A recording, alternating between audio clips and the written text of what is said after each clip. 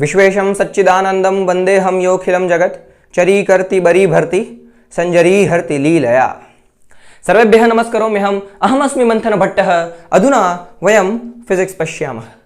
So in previous session we saw that rolling motion is nothing but the combination of translational motion and rotational motion. तो अभी हमको kinetic energy find करनी है, किसकी? Rolling body की।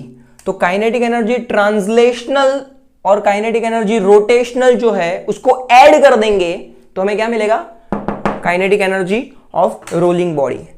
तो ये तो हम बचपन से जानते हैं कि काइनेटिक एनर्जी ट्रांसलेशनल कितनी होती है। काइनेटिक एनर्जी ट्रांसलेशनल कितनी होती है? Half m v square, where m is mass of the body and v is the linear velocity. और रोटेशनल मोशन चैप्टर में हमने डिराइव किया है कि रोटेशनल काइनेटिक एनर्जी कितनी होती है? Half I omega square. कितनी होती है? Half I omega square. So this is translational kinetic energy, this is rotational kinetic energy, that's it.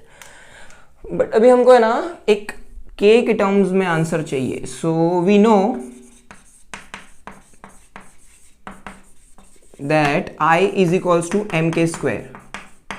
I क्या होता है? M k square. तो I की जगह पे लिख देंगे M k square. And V क्या होता है? V is equals to r omega. तो ओमेगा क्या हो जाएगा? V बाय आर हो जाएगा। Where what is r? R is the radius of this spherical body. R is the radius of this spherical body. ठीक है।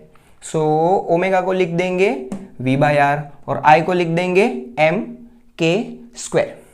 तो अगर सब्स्टिट्यूट किया जाए तो ये हाफ एम वी स्क्वायर का तो भाई हाफ एम वी स्क्वायर ही रहना है। लेकिन यहां पर ध्यान से देखो, I के जगह पे क्या सब्स्टिट्यूट करेंगे? एम के स्क्वायर सब्स्टिट्यूट करेंगे। सो I के जगह पे लिख देंगे एम के स्क्वायर और ओमेगा की जगह पे क्या सब्स्टिट्यूट करेंगे? v बाय आर सब्स्टिट्यूट करेंगे। ओमेगा की जगह पे क्या सब्स्टिट्यूट करेंगे? v बाय आर सब्स्टिट्यूट करेंगे। लेकिन यहां पे है ओमेगा स्क्वायर, तो omega is v by r. So omega square is v square by r square. ठीक है। So half m v square plus half m k square v square by r square. इसमें से कुछ common आ जाएगा। Half m v square, half m v square, ये common आ जाएगा। तो बचेगा क्या?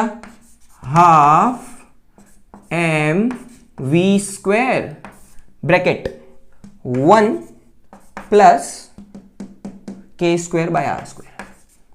1 plus k square by r square and this is nothing but kinetic energy of a rolling body. So kinetic energy of translational motion or the translating body or the body which is performing translation motion is half mv square.